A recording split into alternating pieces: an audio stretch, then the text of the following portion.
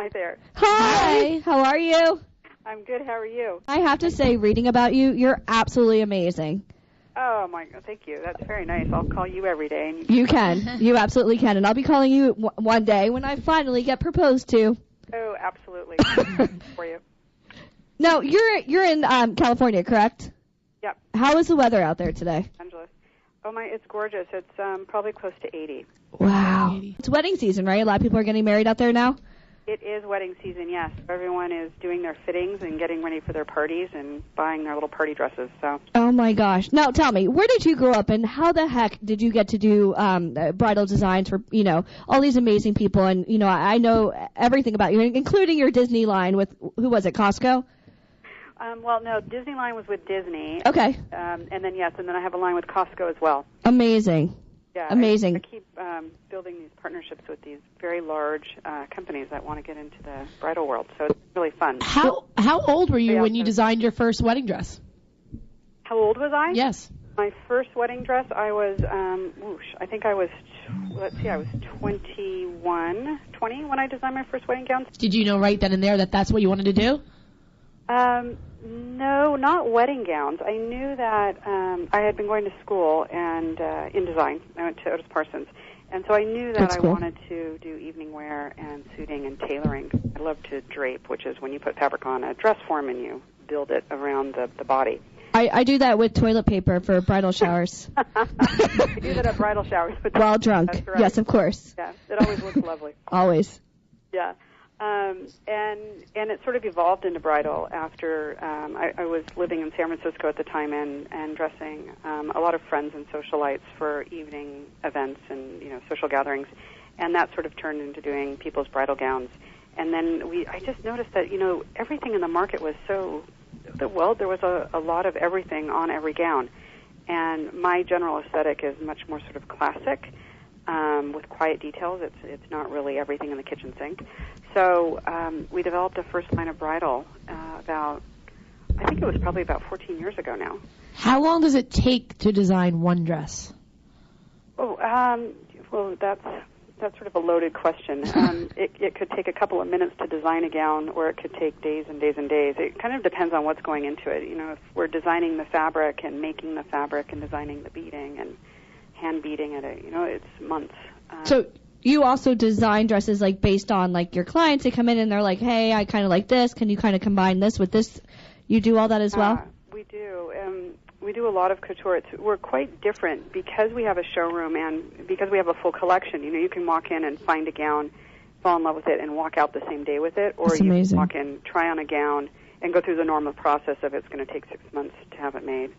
Or you can come in and say, I just want you to sketch something and make it for me. And all three of those processes are different, different in every way, from the timing to the price point to usually what goes, on the gown, how it's embellished. And I like doing all of it. I mean, definitely, it's so super fun to work with a bride and have her say, I don't care what I wear, whatever you want to design is great. That's amazing. So that's a really fun way to do it. And then they feel like they're getting something extremely special. And yeah, it's the most important day of their life. It's their wedding day. Have you had any Bridezillas? No. People always ask me that. I guess I must be... she sounds very laid back. I'm a compassionate person or extremely boring because I never get the Bridezillas.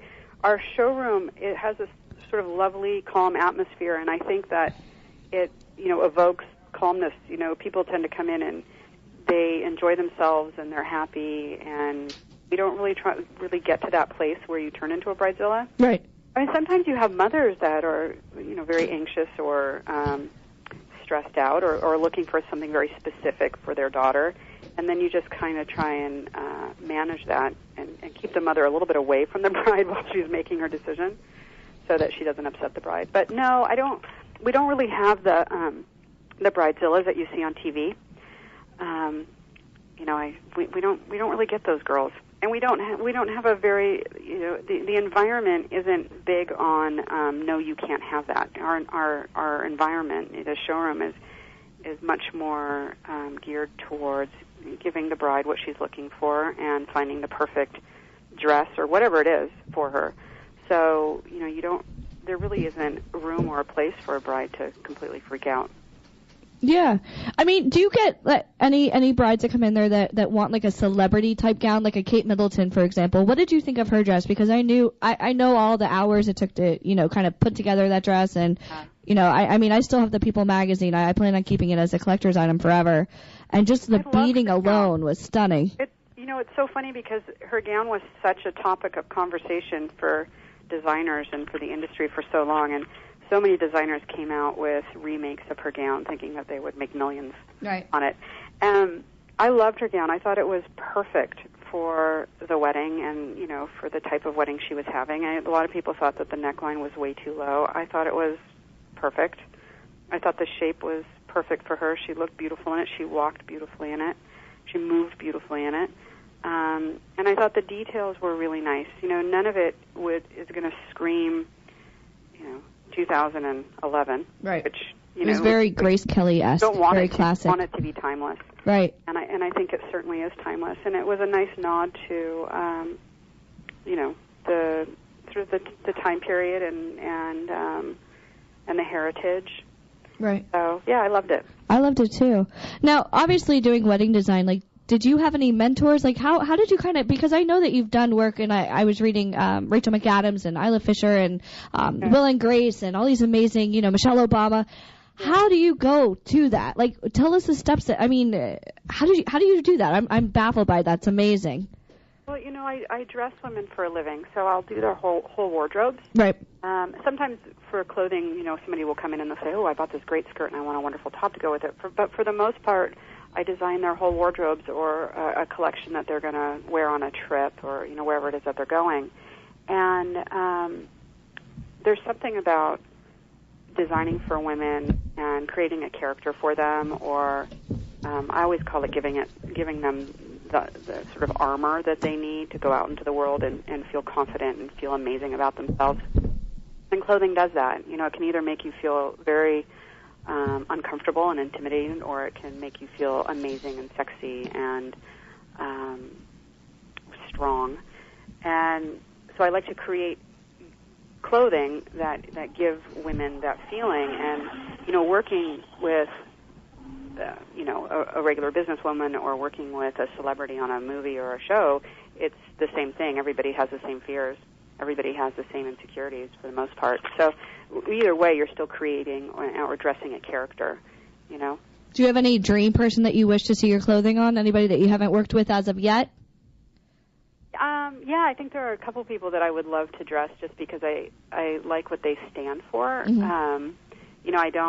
I haven't dressed them yet. And it's not so much that, I think they look beautiful in the clothing, but I like people that they are, I guess, right. would be the right way to say it. Right. Yeah, I would love to dress Reese Witherspoon, and I'd love to dress Jennifer Garner. Those are my girls. I love them. I like that. I'd love to dress Diane Keaton. There's like certain women that I like their life and their philosophy and the way that they live their lives. So. Right.